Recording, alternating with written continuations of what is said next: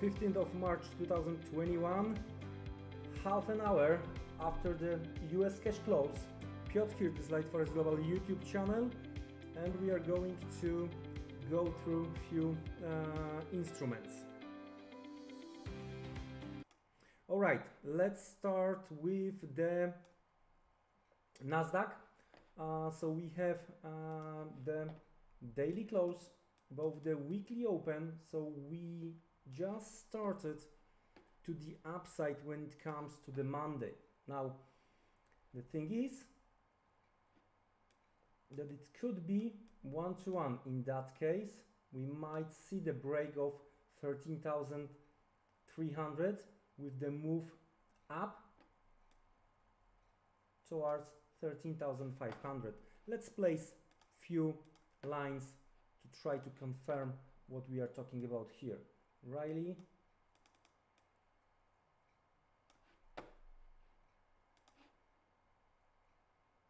drop Riley, okay, there you go, and that could be the stop count towards 13,500. all right, that's how I see the things. But below we have one more important supply level when it comes to these swing highs we've seen quite a few days ago. In that case we are talking about the levels close to daily chart. Okay, we are talking about the levels 13,300 and then again 13,500.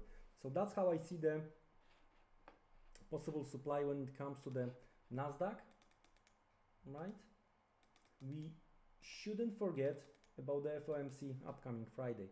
So if we are going to see attempt to continue the move to the upside, right, tomorrow, maybe Wednesday ahead of the FOMC, don't forget that it's a midweek reversal strategy, and then I'm going to watch out very, very carefully. What about the demand when it comes to the Nasdaq? Okay, well, weekly open, blue dashed line as a number one, all right, then these lower shadows related to what we previously seen, okay, and we are talking about the levels close to 12,700. Well, to be honest with you, I thought that Friday price action and what we've seen earlier today is gonna be enough to try to push it lower, but today close is changing a little bit of the scenario. So one more time, weekly open 12,950 and 12,700 as a possible demand. So we have both demand and supply when it comes to the Nasdaq. All right, next one, it's going to be cable. All right, but before we are going to switch and discuss FX, let's have a look what we have when it comes to the calendar for the next 24 hours. Well, we do have during the Asian hours, we do have monetary policy meeting minutes when it comes to the Australia, so RBA minutes, right? Then towards the close of the Tokyo session, we do have revised industrial production out of the Japan, and we do have Kuroda speaking. Then during the European hours, we do have French final CPI, ZEV sentiment out of the Germany, all right, and finally during the US hours, we do have core retail sales out of the US, retail sales out of the US, import prices, capacity utilization rate, industrial production. So pretty busy day and tomorrow ahead of the FOMC on Wednesday. All right, so let's have a look and check few dollar crosses. Let's start with the cable. All right, so we were again attacking 39.40, and as we previously discussed, if I'm not mistaken, even on Friday, that as long as we are below 39.40, 38.70 as a first target, then the stops below 37.75 as a next possible target. And again, for tomorrow, I'm looking to fade the rally towards 39.40. If I'm going to be stopped out, cannot be ruled out attempt to get back to 140, where I'm going to fade the rally again. When it comes to the buyers, I do prefer to see first stop count to the downside before the possible reversing. So what I'm gonna to look for is this 37.75, this double low over here to be taken out, right?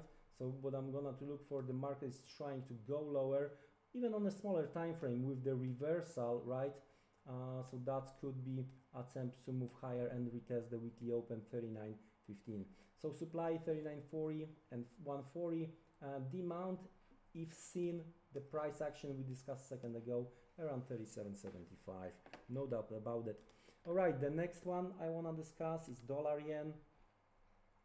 And if we are going to check the higher time frame, if we are going to check the weekly chart, right, it's very interesting because we are staying above the weekly open, previously 4 weeks of the higher prices, and suddenly we are very close to 110.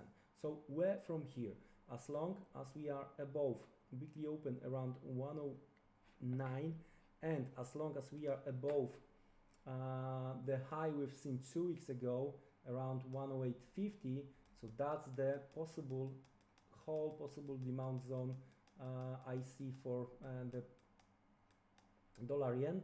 And what I'm going to look for, I'm going to look for stop count towards 110.20, 110.40, and then again it could be even towards 111.70, where we are going to finish the business based on this swing high. Well, as of now, as long as we are above these levels, 108.50 especially, probably you don't wanna try to short the dollar yen. If we are going to break 108.50 to the downside, then that's the next possible target. We are talking about the levels close to 108.10, 108.15. So we have another possible demand where we might see dollar yen going higher. If we are going to get back below 108, all right, then I think the breakout level around 106.50, 106.30 could be the case. Looking to buy the dips on the dollar yen as long as above 108.50. Looking to buy eventually if the positive price action is going to be visible around 108.15. Close below, might reopen 106.50.30, so that might be the bearish signal. All right, another one is a dollar USD Cad. All right, let's switch to the daily chart first because we have attempt to continue to the downside. Well, for me, doji today attempt to break through the latest low, double low over here, but the daily price action around the weekly open, so it's gonna be very, very interesting what's going to happen. Of course, the positive sentiment when it comes to the stocks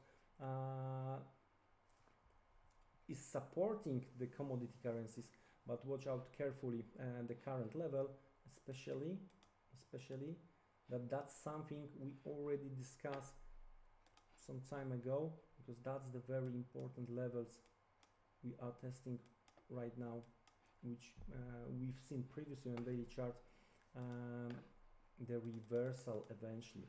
So let's switch lower, let's switch to the intraday chart. All right, so this price action to the downside, all right, with this rally suggests that this weekly open around 24.70, that could be the possible demand. And well, of course, I would like to see move above 25, right, then some kind of the consolidation and move higher towards 25.75, because here at current levels, well, it might be the challenge to try to trade it from here ahead of the FOMC. So I would like to see more from the buyer's perspective. What about the sellers? Well, I truly believe, let's get back to the daily chart. I truly believe that levels close to 25 80, 25, 85 visible on the intraday chart second ago, also visible on the daily chart. That's the supply.